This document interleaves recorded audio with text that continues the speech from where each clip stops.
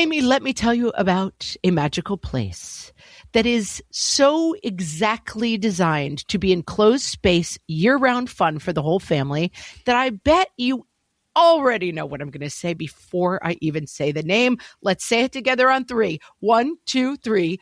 Great Wolf Lodge. You got it, Amy. My kids loved Great Wolf Lodge when we went. You probably already know that it has a huge indoor water park with a wave pool, lazy river, a bunch of massive water slides. But then your pack can hit the other attractions because, wait, there's more. Great Wolf Lodge has adventure-packed attractions like Magi Quest, a live-action game kids can play throughout the lodge, plus the Northern Lights Arcade. Spent some quality time there, so your kid who loves the lazy river and your kid who loves fantasy games will both have a great time. Great Wolf Lodge also offers great dining options and complimentary daily events like nightly dance parties, all under one roof. Unpack the car once and you're settled in to have fun. And with 22 lodges across the country, you're always a short drive away from adventure. We've both had such great times at Great Wolf Lodge, so bring your pack together at a lodge near you. Learn more at greatwolf.com and strengthen the pack. Today we're introducing a new series to What Fresh Hell called From the Vault. We're going back through our year's worth of hundreds of episodes and pulling out a few that we think are worth a re-listen, or maybe you missed them the first time around. Oh, missed them the first time, guys. No. Here you go.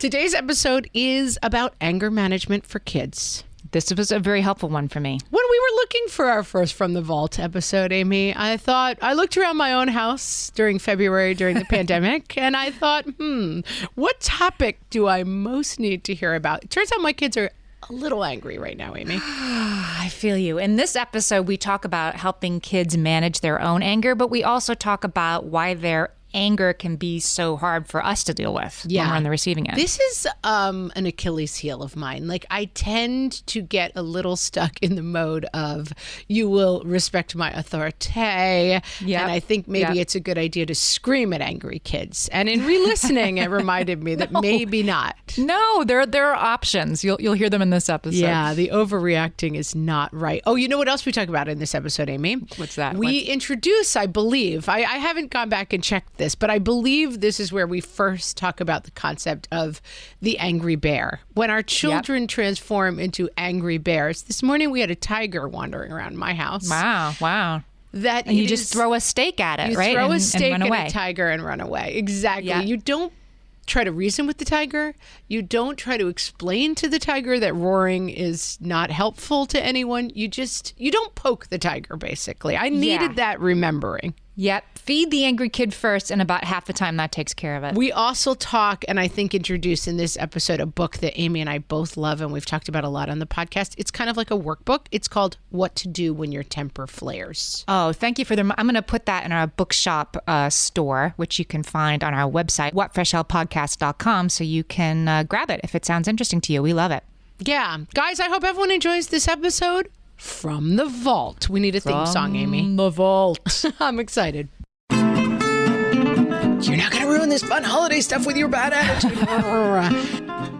What Fresh Hell? Laughing in the face of motherhood. I hate you so much, Mom. With Margaret Abels and Amy Wilson. No tantrums on the ground floor. A podcast that solves today's parenting dilemmas so you don't have to. Then you yell and I yell, and then isn't Mom an idiot is the outcome of this. Hey, everybody. Welcome to What Fresh Hell, Laughing in the Face of Motherhood. This is Amy.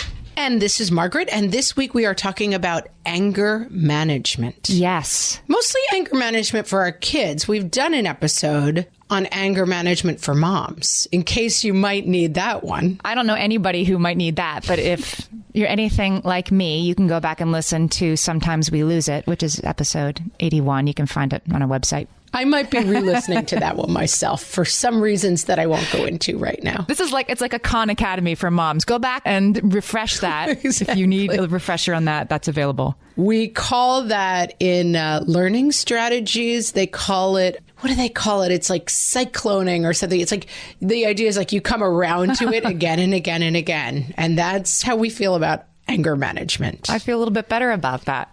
This topic, as many of our topics are, was suggested by a listener, Meredith. She said, I'm looking for a way to help my 4.5-year-old boy with anger management. He just got sent home from pre-K for hitting/punching a classmate on the heels of an increasingly bad week. For what it's worth, we've recently experienced a lot of transition in our lives, moving to a new state, so a new school, a new house, etc. That sounds like important information. And then Meredith says, but looking back, I see a pattern of outsized reactions to routine things, poorly controlled emotions, difficulty with transitions, etc. I'd like to help him learn how to better manage his emotions overall and anger in particular. I'm going to start us off with a disclaimer, which this is a disclaimer for every episode of this podcast, but we're talking about like kids with like real emotional regulation issues. If we're talking about a kid who's really having trouble functioning, such as getting sent home from school, I would involve a professional in this. We're going to give you a lot of tips. Hopefully, we're going to talk it out and get some helpful advice. But if you are at the point of having like an outsized problem with this, I would talk to your pediatrician and get a recommendation for a psychologist because, as you probably know, Amy and I are comedians and moms, but what we are not is doctors. So some of this stuff may be above our level, and I want to encourage you to use whatever advice you get today, but see a doctor. You know, the touchstones that I've heard around this are if your child's meltdowns are very lengthy and very frequent, if it's to the point where anger and irritability, which are related, are kind of the primary emotional states your child is existing in. And if they're not able to limit it to spaces and places, like I think all of us have had a situation where a kid can keep it together at home, but not at school, can keep it together at church, but not on the playground. And sometimes, interestingly, can keep it together at school, but not at home, right, which I find interesting. Like, right, I've had times where I go to the school and I'm like, what about this huge problem? And they're like, we literally have no idea what you're talking about. Not a problem. But if you have a kid who is unable in any place or space to control emotions, that's certainly something you want to get bigger help at a podcast episode about. Yeah. But, you know, all of us have kids who go through this. It is a skill kids need to learn. And as with many skills, some of them have a flatter trajectory on learning it than others. Yeah. Some are late shoe tires and some are late anger management experts. Yeah. And this is a developmental phase that you recognize, right? Like I often used to joke when my kids were toddlers, like I really miss when things go wrong, being able to fall on the floor and roll around and bang my fists and kick my feet. Like it just is funny how we outgrow that phase. And instead we're like, oh, thanks, Brenda, for that advice on how I could make my PTA cookies better. You know, like it's just like you're not allowed anymore to just have a tantrum. We are, as grown-ups, supposed to have some level of self-regulation available. Right. And as kids get older, their self-regulation should be improving, although perhaps they have another kind of dip down. I'm speaking for a friend. My friend might have noticed that at 11, 12, 13, a lot of this starts right back up again. Mm-hmm. And that's the hormones, right? The hormones. There's something that happens at the beginning of puberty when the sports car engine is dropped into the car, but the brakes are on back order. That's not my metaphor. We read that somewhere, and I still think about that all the time. They have a sports car that they don't know how to drive yet, and it's a problem. All right, Amy, let's dive in. I'm not going to say this is all about me, but I might need a little help with this in my own life right now for my kid. Okay. First, let's talk about when this is an issue for all kids. All kids are prone to anger when their tank is empty. Right? I mean, to state the obvious, but sometimes we forget the obvious. We are, in church, like, why are you behaving like this? And it's because they missed their nap or they didn't get lunch. Right. Or they had a bagel for breakfast, which is not really nutritious. Yes. Katie Hurley, who we've had on the show, she is a terrific parenting expert. We love Katie Hurley. She says they have meltdowns at times when they feel exhausted or overwhelmed. And to back this up, Dr. Vasco Lopez from the Child Mind Institute, he says a majority of kids who have frequent meltdowns, they do it in very predictable situations when you can stop and take a breath and say, okay, why is this kid throwing themselves on the floor? It's because we moved to a new state, as Meredith said. I think it's very helpful when you can get that perspective of what else is happening. They're not doing this to drive you nuts, to make your life miserable, even though that's certainly a result in the moment. It's really about something else. And we have talked about this as an overall tip, feed the bears, right? Like the minute my kids go home from school, it's like, here's a high protein snack, because otherwise you're going to find at 4:00 that like homework, no, and falling to the ground and oh my God, everything's a nightmare. And it's because you forgot to feed them. Right. Just throw it and run. Throw the steak through the bars. And you've got an angry bear instead of a child. Yeah, just throw the food. It's like feeding a tiger. Just throw the steak over the bars and then run. And it's amazing once you really do this. And I see this with my teenagers who can sometimes be cranky. My spouse was asking one of them what he wanted for breakfast. He's like, do you want eggs? No, I don't want eggs. Do you want this? I don't want anything. And he left the room.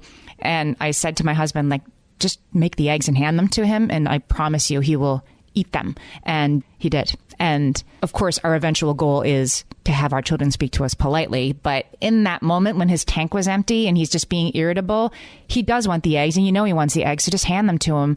Don't get in an argument with him about what he wants on his toast. He just wants toast. I'm hearing myself say this, and I'm like, there might be somebody listening who's like, your kid can make his own eggs. Well, he can, but he won't, and then he'll eat like a handful of frosted mini wheats on the way out the door and then be impossible. Right. You've made it much worse. I'm in this mode, and I talked about it a lot lately because it's the struggle right now of like, I just see angry tween's face and I'm like, what? You know, I just lean all the way in. And this weekend we were out doing some fun holiday stuff, and I just got into the mind of like, you're not going to ruin this fun holiday stuff with your bad attitude.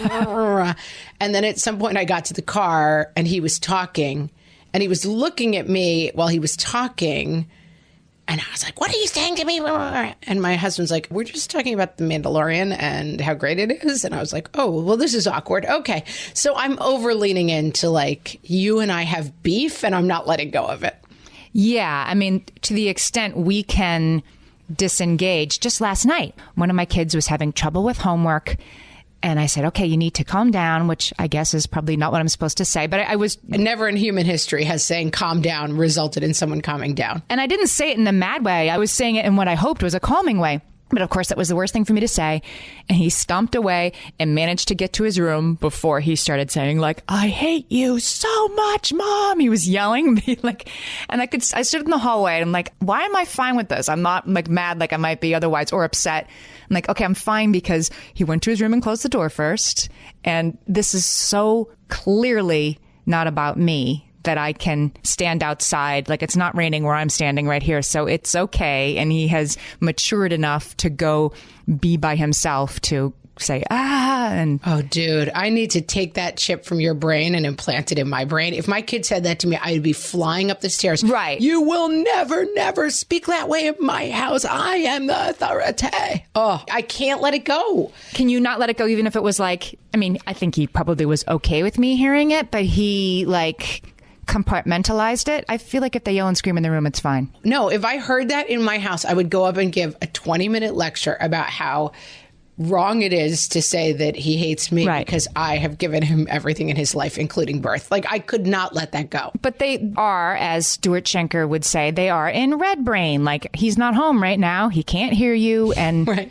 He's, what's the movie? Red Rum. Mrs. Torrance isn't here. It's Mrs. Torrance. Yeah, like. Right. He wasn't there right now, Mrs. Torrance. The little kid from The Shining is like, Mrs. Torrance isn't here right now. Whatever. Like, yeah. And then they're not, nobody's home. Nobody's home. And then 10 minutes later, he texted me, can you come back in and help me? I'm like, okay, like, I'm ready for my mom to help me. When you go back in, do you demand an apology? No. No, because the goal is a peaceful home. I want to be you. You know, I mean, yeah. He didn't push me down the steps. He didn't even say it to my face. You know what I mean? He like went in his room and yelled and screamed and calmed down and then, you know, sent a carrier pigeon to say, can you please help me?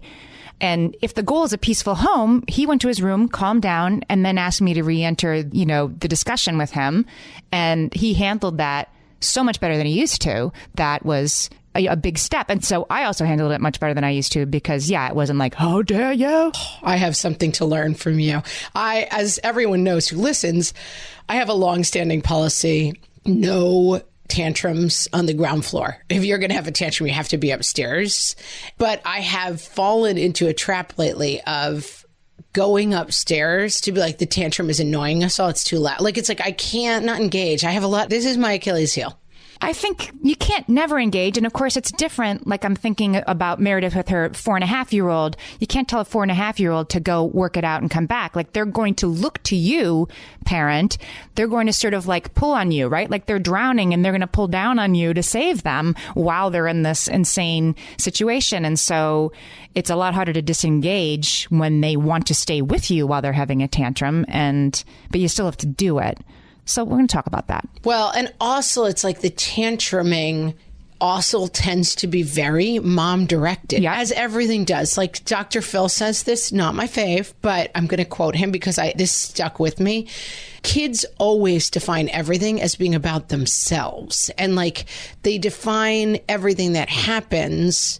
I just had to like break bad news to my kids about something, and like their reaction is like, why would you tell me this? Like I'm at fault. Like my kid blames me for the weather. Like if it doesn't snow when he thought he was going to get a delay, you know, and they all do this to some degree. Why didn't you tell me we had to leave early? Why didn't you tell me we weren't going to miss that day of school? Like everything is like a cannon coming right at me. Yeah. This is all my kids. And just like we learned like a week or two ago that people are, in general, they express more gratitude to a stranger waiting on them in a restaurant than they do to their own partner at home.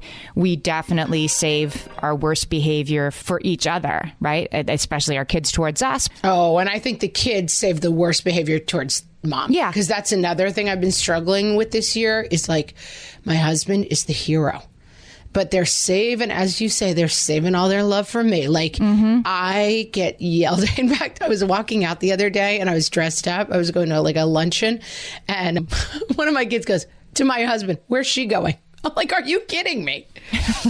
But like, it's like, I don't know. It's just, this is like the cross I'm bearing this year, which is just... So you're right. My husband is Mr. Fun, and I am like the dictator who everybody just doesn't like. And I take it personally, I guess. Believe me, I'm not perfect about this. And they do, I think. They are hardest on their moms.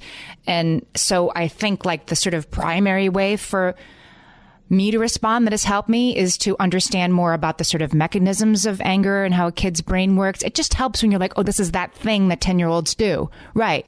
This is that thing. This is the car. Yeah. Well, it's funny because I feel like we've had discussions on the podcast years back where you were like, you can't take it personally. And I was like, take it personally? That's crazy. Amy, what are you talking about? Because I would never take a 4-year-old yelling at me personally. I'm like, oh, you're cute and weak and look at you trying. But now that I have like older kids who are able to kind of like combat at me in like a more mature way, I'm like, oh, I get it now, Amy. I am taking this personally. The low power strategies of dominance are no longer so low power. And the thing is, when it was low power strategies of dominance, I'm like, look at you, you're cute for trying. And now that it's like higher power strategies of dominance, where like there's a small semi-adult person coming at me, I'm like, I don't know. It's setting me off in a completely different way I did not see coming. I think we should take a break. When we come back, let's talk about particular kids for whom anger can be a real issue and why that might be. For some of us, tax season is one of the only times that we look at our finances fully. And once it's over, well, that was terrible. And it is completely understandable not to want to think about it for another whole year. But using Monarch and being intentional with your finances in an ongoing way helps you see where your money is going and how you can put your refund to best use. We are here to tell you, simplify your finances with Monarch. Monarch is the all-in-one personal finance tool designed to make your life easier. It brings your entire financial life, budgeting, accounts and investments, net worth, and future planning together in one dashboard on your phone or laptop. Feel aware and in control of your finances this tax season and get 50% off your Monarch subscription with code FRESH.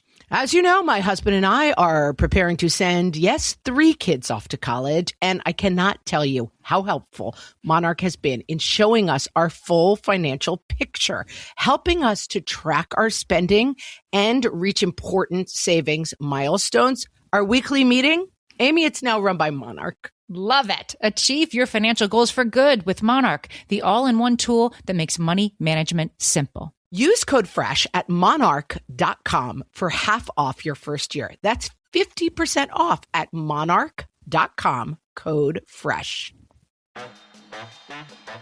At DSW, we ask the important questions, like, what shoes are you going to wear? Whether you're prepping for wedding season, festival season, or just planning the ultimate vacay, the right shoes can make or break an RSVP. So own the moment. You've got big plans, and we've got just the shoes. At the perfect price, of course. Get ready to get ready with Designer Shoe Warehouse. Head to your DSW store or dsw.com today and let us surprise you.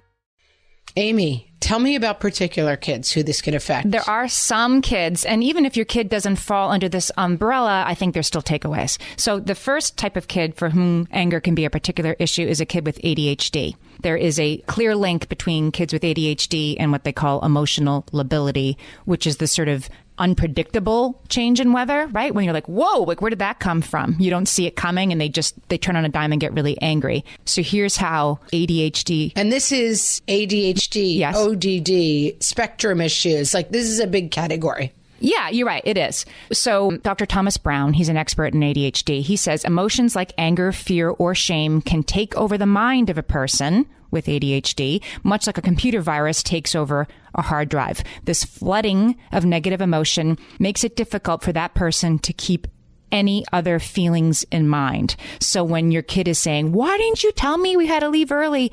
They really are. There's no room in that angry kid's mind for, it's not really mom's fault. You know what I mean? Or mom isn't trying to ruin my life. It really is mom is trying to ruin my life. They are 100% there. I'm familiar with this situation, Amy. And I think this is kind of all kids. Yes. Yes. And the other thing that's interesting is that the ADHD brain, and again, I think this is like a child's brain. ADHD brain is just especially... Might be a little more turned up for what in the ADHD kid? Yeah, thank you. Turned up for stimulation. The brain of an ADHD kid craves stimulation. And when they're not getting it, they're going to get it however they need to get it. And the negative attention, anger, yelling, it releases adrenaline. It increases your heart rate. It gives you like a pop of activity in your brain and it feels good. Yeah. And it's oddly not helpful when your mom runs in and pours gasoline on that fire. But yeah, I know it, but I just have trouble not doing it. Yeah. So, I mean, like I said, if you have a kid with ADHD, this is probably very familiar to you. But even if you don't, I still think this has resonance for that 4.5-year-old who has frequent tantrums, that their mind has been taken over by the negative emotion. It's flooding the zone right now. Yep. The other kind of kid for whom anger could be an issue is anxious kids. We've talked about how anxiety can look like irritability and anger that comes out of nowhere. Often does. Right? And pretty unpredictable. I have a quote for you from Eileen Kennedy Moore. I love this quote. She says, "We tend to think of anxious children as these delicate little butterflies. But when kids are scared, they can be ferocious about trying to escape or avoid anxiety-provoking situations." I have an insight on this, which is that one of my children has recently gone through a very, very anxiety-producing situation. Like, if anxiety-producing situations are like on a scale of 0 to 10, this has been like probably a 9.5, like a very, very anxiety-producing situation.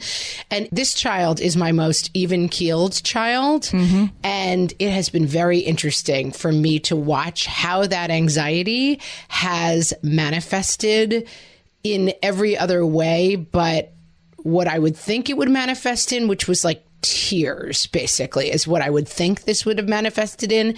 And instead it has manifested in a lot of like silliness, like over the top energy, and then a tremendous amount of like frustration, you know. Like more easily frustrated than usual? Crankiness. Yeah, generalized crankiness. And in this case, I'm sure you can give that a lot of rope because you understand what it is, right? You're like, okay, this is clearly why it's happening and I have to let this be a little bit. Exactly. But it has made me think about all of my kids. Like, oh, what you feed in for an adult, which is like terrible situation, you expect to get out. And I think even in adults, like this kind of thing manifests in different ways for different people, but you kind of feed in difficult event and you expect on the other side like sadness and mourning. And with kids, it's like feed in difficult event, get very strange outputs, you know? And it just helps me to remember that like this difficult event was like a once in a lifetime difficult event, whereas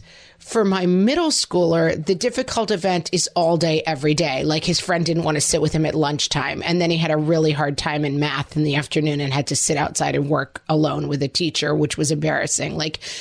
And that what's coming out from those stimuli is just different than what I would expect.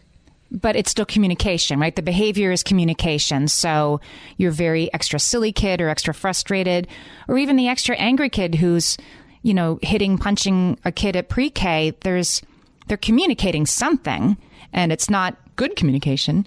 That is such a good point. Behavior is communication. Yeah.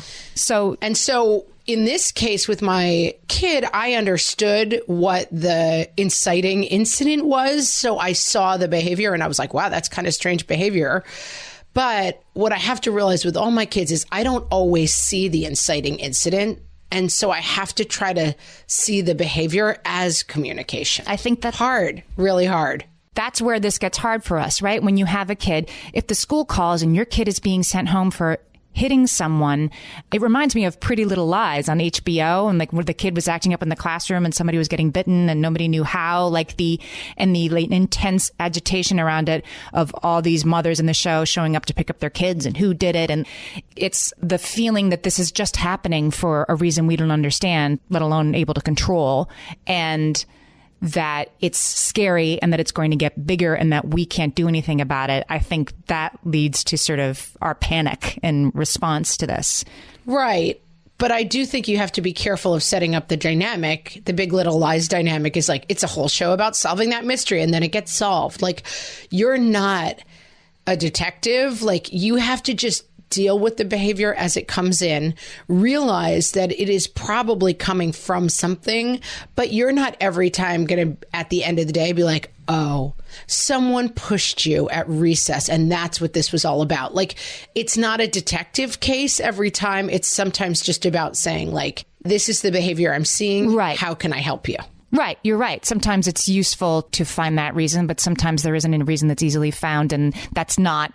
The point is to get the kid back to calm and your household back to calm and the pre-K classroom back to calm.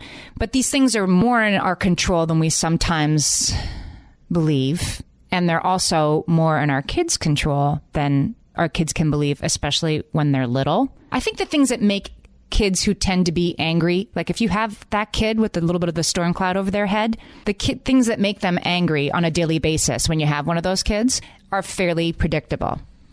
Yes, they don't like to be interrupted. That's the kind of my kid who is quick to anger, he needs a warning, right? He needs in 10 minutes, we're going to have to stop. Oh. In 10 minutes, you're going to have to leave. You can't spring things on him.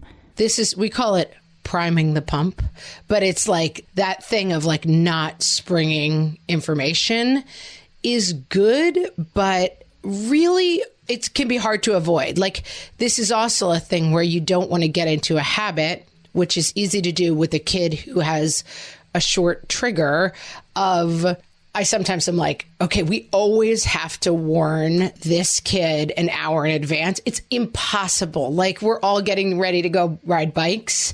And then as we pull out with the bikes, it starts pouring rain. And it's there's always going to be times where you can't do the option, which is I know my kid has this trouble, so I try to do this solution. It can be really hard. Right. Accommodating is not the only strategy. You don't want to over accommodate. That's the problem. Right. They have to, I think these kids can move toward awareness. We can talk about that. But I want to go through the things that make angry kids angry. I think there's a couple of big ones, right? I want to see if I'm right about these. Getting interrupted, losing a game, not being necessarily very good sports about Monopoly or the wiffle ball in the backyard if it doesn't go their way. Yes. How about loud chewing, other small noises? Kids who are intolerant of that kind of stuff. And we have a loud chewer who is intolerant of being told he's a loud chewer and children who are annoyed by the loud chewer. So by the end of dinner, everyone is unhappy. It is so funny, the loud chewing thing. I have a little bit of the loud chewing thing too, but at least I know it. It's a thing. I have a kid who is completely intolerant of anybody eating yogurt or sour cream, but this kid knows to just move. Like, instead of like, ew, gross, that kind of thing, this child will just absent themselves from the situation. They'll just quietly get up and leave the table and then come back. Well, what you're getting at there is kind of the core of the issue, which is this is what we're trying to work with all of our kids on. My kids are still kind of on the young side, and one of my kids is wound pretty tight, so is going to work on this for the rest of his life. You can feel however you want, but you have to behave correctly. And so when you come in, I have a child who is super grossed out by old food. And occasionally we will be cooking something and something gets left out, or even like the cat food is old, whatever it is. The minute he walks into the kitchen, it's like, oh, get that out of me. Oh, that's disgusting. And he just goes. And I'm like, okay, we're going to just work every time this happens on, hey, could you move that cat bowl for me? It's really grossing me out. We're not at the point yet where he can move the cat bowl. That's many moons away. But you can be grossed out by the cat bowl. You can not be able to eat in the room with the cat bowl. That's fine. But you can't walk in and scream at us because the cat bowl is there. And it's like, right, your feelings are valid or not valid. Who cares? Your feelings are your feelings. But your behavior has to be right. Or you definitely can't get to the, like, you're yelling at your spouse, like, you know, he hates that. You should have moved the cat bowl. He came in and, you know, like, when you start getting mad at each other for not properly accommodating the cranky person's things, like, that's problematic. And I saw a friend of mine recently doing that with a kid, not about cat food, but I'll let that be the example.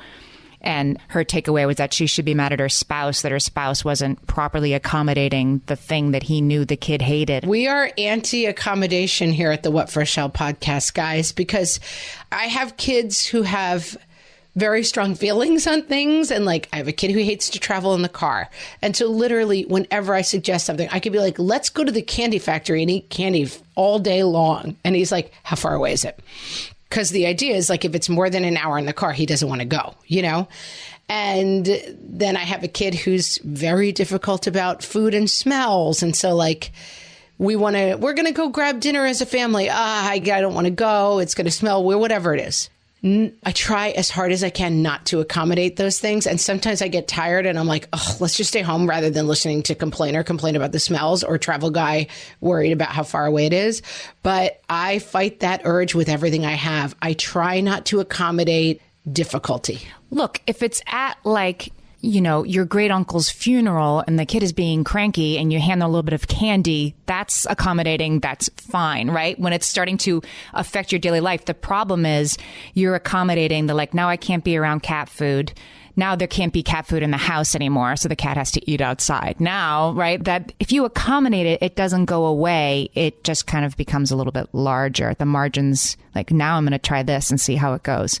And their anxiety or their anger can actually get larger instead of smaller. So you have to put, you're right, the last piece of this is getting the kid, even at a pretty young age, to start to take ownership of, this is my anger and these are the things I can do about it. And there's actually a really, really good book that I want to recommend.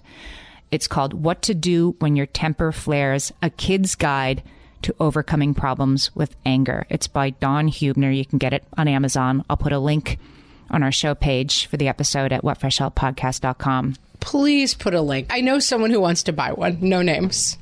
It is so good. So I'll tell you a little bit more about how this book works after the break, but it really helps because it just gives the kid the steps they need, walks them through it, lots of cartoons. It really, really breaks it down. So when we come back, I'll tell you a little bit more about what Dawn Hubner says about how to help kids handle this. All my kids learned to swim when they were little. It was super important to me that they be confident and safe in the water. There was only one problem with that: taking them to swim lessons. I mean, the pools were freezing. There were always cranky adults doing laps right there. And it was definitely not, for any of us, what you would call fun. Amy, heard. But now there's Goldfish Swim School. Goldfish takes a really thoughtful approach to swim lessons, combining research-based teaching with a warm, kid-friendly environment that actually helps kids thrive in the water. Every detail at Goldfish is thoughtfully designed to create a golden experience, from shiver-free, warm indoor pools to comfy waiting areas for parents to professionally trained lifeguards on deck. Goldfish uses an approach called the science of swim play, which combines guided play with proven teaching techniques to help kids learn to swim, build water safety skills, and gain confidence all at their own pace. Lessons are designed to meet kids exactly where they're at. If you've been thinking about swim lessons or just wondering where to start, this is a great opportunity. Right now, Goldfish Swim School is offering a waived membership plus your child's first lesson free at participating locations. Just visit goldfishswimschool.com/free to find a location near you and enroll using promo code FREE. That's goldfishswimschool.com/free, promo code FREE. Amy, when I'm having a good hair day, it usually makes my whole day better. And that's why on every day, I'm taking Nutrafol. Nutrafol is the #1 dermatologist-recommended hair growth supplement brand. And it's the #1 hair growth supplement brand personally used by dermatologists. Nutrafol's hair growth supplements are peer-reviewed, NSF certified for sport, and clinically tested. Nutrafol offers multiple formulas for men and women tailored to different life stages and lifestyle factors, so you get support that's actually right for you. Adding Nutrafol to your daily routine is easy. Order online, no prescription needed, with automated deliveries and free shipping to keep you on track. Let your hair be one less thing to worry about. See visibly thicker, stronger, faster-growing hair in 3 to 6 months with Nutrafol. For a limited time, Nutrafol is offering our listeners $10 off your first month subscription and free shipping when you visit Nutrafol.com and enter promo code LAUGHING. That's Nutrafol.com, spelled Nutrafol.com, promo code LAUGHING.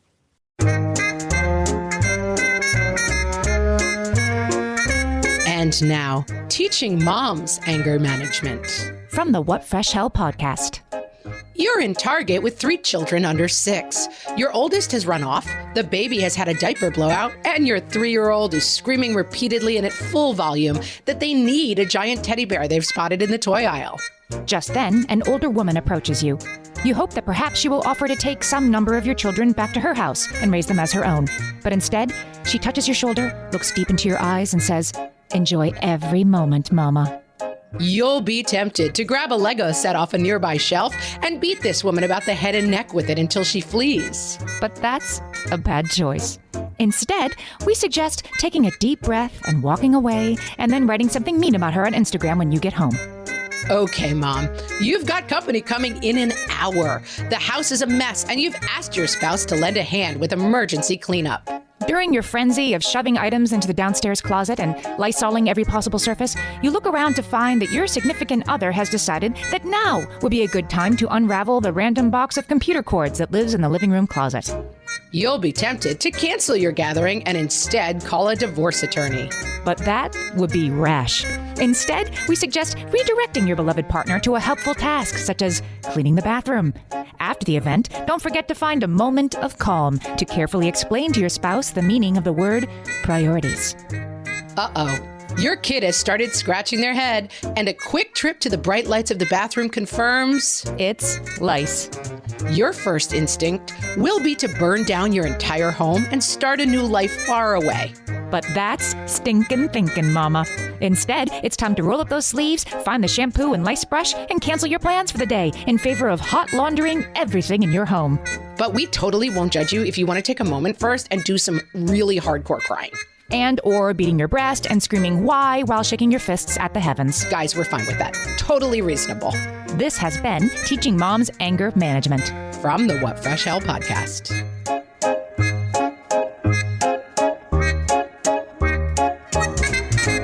All right, Amy, tell me more about this magic book, which one of us will be ordering in the next 5 minutes. Okay. I'm going to say the name again. It's called What to Do When Your Temper Flares. And it's a workbook, but it has cartoons and things in it. I may have purchased this book for a child in my life. The point of the book is to walk the kids through, you feel angry, and it has them draw when they feel angry. Give me what's the age range for this book? I would say it is from 7 to 12. And maybe a precocious, 5 or 6 year old could handle it too. So all of my children fit in the category. Yes. And the ideas, you could even read it to a younger child. So she starts with talking about sparks. Actually, she doesn't start with it, but she gets to it in chapter 4, right? Sparks that can start a fire. If your anger is a fire, and it's burning, there's a spark, and a spark can set you off. She uses the example of if there's pollen in the air and you sneeze, that's a spark. So what are the sparks that make you angry? And she has a couple different exercises that the kid can go through, and they can be everything from like the cat food to my brother teases me, right? To like, I hate when my mom rushes me in the morning. Gives them an opportunity to draw it and think about it. List your sparks is her overall point. And your child is more likely to notice their reaction and control it. Like, oh, there it is. There's my spark, and here's that feeling. And she has them name both what their sparks are, and then she has them name, and when my mom tells me to rush, I get a tightness in my chest, or I get, you know what I mean? Or I ball my hands into fists, and she gives them checklists so they can find the thing. And once they know that, of course, they can control the reaction sooner and sort of douse the spark before it becomes a fire. Oh, that sounds great. It's really clever. But then there's another step. There's another step beyond that, because it's good for us too, right? There are some sparks that are in your control. Like if you're very cranky in the morning, that's kind of in your control. Maybe I should go to bed earlier, and you can start to control it. Then there are sparks that are out of your control, like when you're teased at school by your friends, like it's probably going to happen. And that's when you start to have what she calls cool thoughts. This is sort of a cognitive behavioral therapy thing. I'm going to have a cool thought ready to go when so when I think inside, everybody hates me, I'm never going to have any friends at school.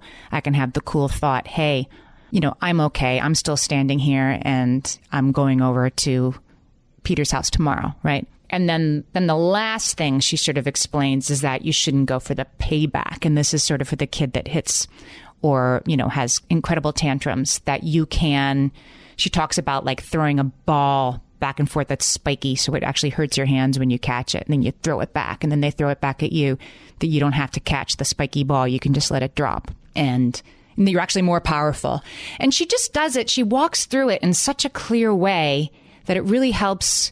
Yeah, it really would help a kid that was going through this to see, it really is in my own best interests. Because guess what? Here's what we haven't really talked about. Our kid who's angry all the time, they don't really want to be angry and cranky all the time. They really... yet another example where you're like, this seems like a lot of work, but at the end of the day, like, it's better for everybody. It doesn't feel good to be out of control.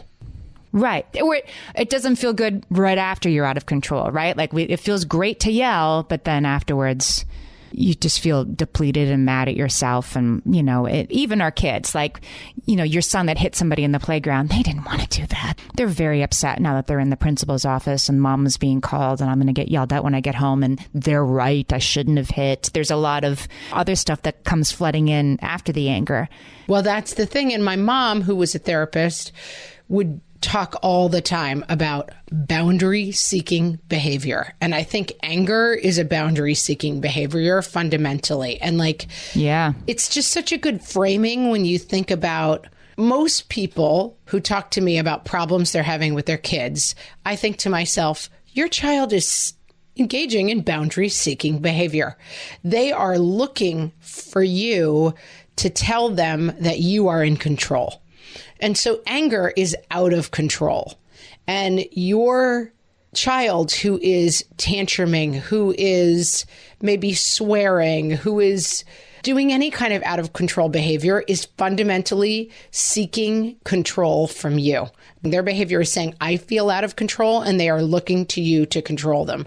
That's why, sometimes with a tantruming 3-year-old, the best thing you can do is bear hug them and hold them tight. It's like, you are out of control and I am going to control you. And that feeling of control is a lot of what kids are seeking. It's like they want you to be the weighted blanket, right? You are the human weighted blanket. That's why weighted blankets work, because it's like my nervous system is so agitated and this heavy thing lying on top of me makes me feel calm. That's why thunder shirts for dogs work, right? I feel jittery and out of control, but this heavy thing is making me feel better. A lot of times a kid is a fire and they're looking for you to be the wet blanket that lays on top of it. And I just think it can be a good way to think about it. And I've lost that a lot with my kid who's driving me crazy right now, which is this behavior is saying I feel out of control. And when I run in and I'm like, you feel out of control, how do you think I feel? Like, I'm not helping the situation. Right. They are looking for like me to calm the situation. And too often lately, I'm running in with the gas can instead. And there is something that can happen, because I've seen it happen, when you get less reactive. They can actually, at least in the short term, like ramp it up. Like, why aren't you doing the thing that you do where you yell back at me, right? They like, no, this is how it's going to go. And then you yell and I yell. And then it's, isn't mom an idiot is the outcome of this. When you do the weighted blanket thing instead, they can struggle more in the short term because it's unexpected and confusing. Yes. And I do think this gets harder as they get older. And so like, that's, I think, the transition that I'm having trouble with is like, I know how to do this with a 4-year-old. I know how to like hold them tight and be like, it's okay. Try to breathe, try to calm down. Like, I get it with a 4-year-old, and I'm finding that it is a lot harder with an 11, 12, 13-year-old. You know, like I can see it's getting harder to be like, I can't literally like put my arms around him and hold him still. You know, like I have to find new methods of being. And what I don't want to say is like, because I think this is the problem. The wet blanket metaphor can help make you think that what your job is to overcome the emotion. And I think that's where I'm getting into trouble with my 11-year-old. I think I'm trying to like literally like overcome his emotion and put it out. And we're ending up both getting really ratcheted up. And I think sometimes overcoming it is like you do with your kid. Like, you're upstairs, you can scream and yell whatever you want. Mm-hmm. And you put your own fire out. Because that's right. Because they have to. It's not your job anymore to put it out. Right. It's your job to sort of model behavior. Right. It's your job to be a little bit impassive when they come at you with that stuff. And yeah, I know this kid is stressed. It's like you said, he's found his boundary by being upstairs. If he was screaming, I hate you, mom, at the kitchen table, it would be a different situation. Yes, it would be. It's like he has found his space where he is going to work out his stuff. And then he can re-engage when he's calm. Yeah. It's like, that's what I think I'm having trouble with the transition with my big one. Like, okay, I think this is more your thing to solve, and I have to stop getting involved in it. And because I'm a control freak, it's hard for me. And they're not going to solve it. You need to be less angry around here because it stinks for the rest of us. That's not really motivating to them, but coming at it with, you don't really want to feel this way. And here's the thing. You're doing it for a reason, right? And coming at it in an age appropriate way. You're doing it for a reason. You're really doing it because you have 3 tests this week. You're really doing it because you're moving next month. You're really doing it because it's the anniversary of the month that your parent died. You know, like, there's a reason. And if you know what the reason is, then you might be more likely to stop it. And spoiler alert, they're not going to be like, oh, thank you for pointing that out. I feel so much better. They're going to be like, that's not what it is. It has nothing to do with that. You're dumb. Like, they're not going to come back and be like, oh, great insight, mom. Right. I'm calm now. Like that. But the goal is to try to help them connect feeling and result. Right. Yeah. The exact wrong thing to do, and I've learned this the hard way, and I don't do it anymore, is when my kid yelled at me, went in their room, screamed and yelled, then sent me a text, can you come help me with this? And I went right back in like, okay, all right, let's, like, as if it didn't happen. Oh, Amy, where can I get a dose of that? I was so proud of myself. I go back in and I'm like, do you want to say something about your behavior from before? And I just start the whole whirly-gig up again. Right. Are we going to talk about that? Right. Because the goal is the calm. And this kid did it without me and got calm. And guess what? Needs my help. Like, and I guess I could also sort of lean into the vulnerability of that. Like, this kid needs me. Well, I think when you say like boundary seeking behavior, they're searching for that. But I'm a little stuck maybe on boundary seeking behavior because there's also with tweens and teens a little bit more like connection seeking behavior. And sometimes I'm so focused on the boundary that I miss the connection. Right. And as they get older, I mean, it occurs to me that, a 4-year-old would sort of always be mommy, right? I mean, right. They're always connected. Yeah. A teenager, when they're like, mom, I need you right now. Will you help me with this? That's an offer that you're not getting all day, every day like you used to. And so it's maybe a little bit easier to respond positively instead of like, ugh, or right now you need me. Great. It's a little bit less incessant for me at this point. Dude, this episode has been chock full of revelations for me. I'm changed. I'm deeply changed. Stephanie Clint We've done this quote on the show before, and I think it's so good I'm going to say it again. She says that we as parents, we need to work on coping skills to lower our own reactivity. I don't know what you're talking about, Stephanie Clint. What? Totally unfamiliar. But you're right. Like the weighted blanket isn't like, it isn't coming in over the top, right? It's just being a weighted blanket. Just a pile of heavy on the floor. Well, I think for me, like what I'm really actually realizing this for the first time while we're having this conversation. I think with little kids coming over the top often is what you need to do, and like zero tolerance. And that's not how we behave. But with like the tween, it's a little bit more about like, you know the rules, you're breaking them, go excuse yourself until we can find connection, and then leading with connection. I didn't get that before we were talking about it today. Here's the truth bomb is that this book gets to. Another truth bomb? I may not be ready, Amy. I might be truth bombed out. It's kind of a spoiler alert, but since the book is for our kids, this book about when your temper flares, there's a big top secret, like get to the end of the book and there'll be a huge secret, just like that Grover book. There's a monster at the end of the book and the monster is Grover. My favorite book ever. The best book, I agree. They made an iPad app version of that. I don't know if it's still around because my kids, it's been 5-6 years since we had it, but it was adorable. Go check it out. Gosh. It was like a great iPad book, Yeah, because he's like, do not cut these ropes, and then you could hit it to cut the And it's like the ropes are animated and stuff. It's really fun. Go see if they have it still, if you've got little ones. So here's the secret waiting at the end of this book. She says, the only thing that makes you angry is you. Dun, dun. No, my kid would be like, the only thing that makes me angry is mom. Yeah, like it's really not mom. My dumb old mom who does everything wrong. Is my stupid mom. She'd think, that you, kid, can decide in that moment whether to be angry or not. You're making yourself angry and you can stop it sooner. And that's a big lesson. But I think that our kids having a dawning realization of that they can do something about it is really good for them and will really help with this. Like that's the most important thing. But you can't sort of like lay that on your 5-year-old and walk away. Like, guess what, mister? Well, I think that's right. And another observation that I have just in thinking about this is that for me, and I think for a lot of people, I think some people less so than others, but for me, anger is very scary. I don't like anger. I don't like to be around people who are yelling. I didn't come from like a volatile household. I don't know if I just don't have like the callus for yelling, but if someone yells at me, it ruins my whole day. Like I don't like anger. It just, nobody likes it, but I think I might be like more sensitive than some to it. And I think one of the reasons why I'm having trouble coping with this is because I'm very frightened of anger, and I don't like, it's like, I don't want to break it to the kid that we're going to go on a 3-hour drive because I don't want to deal with his anger about it. I don't want to break terrible news to my other kid because I know it's going to be anger producing.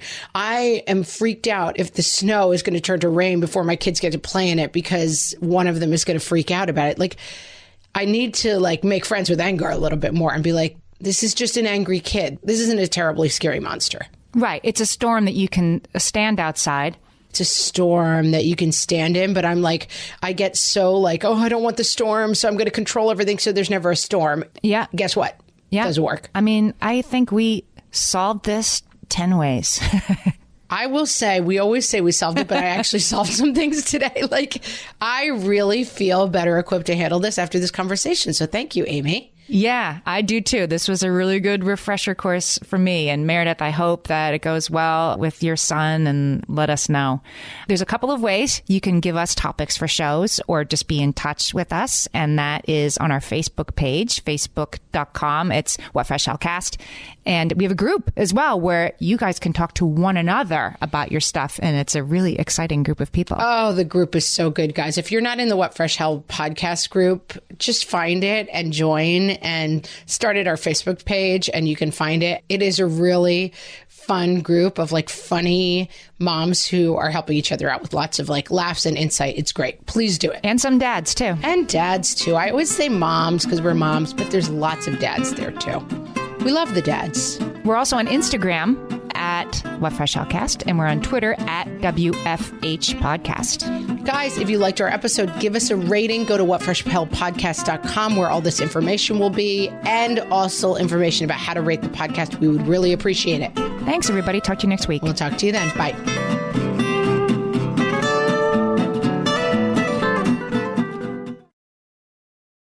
This is a Monday.com ad. The same Monday.com helping people worldwide getting work done faster and better. The same Monday.com designed for every team and every industry. The same Monday.com with built-in AI, scaling your work from day one. The same Monday.com that your team will actually love using. The same Monday.com with an easy and intuitive setup. Go to Monday.com and try it for free. Yes, the same Monday.com.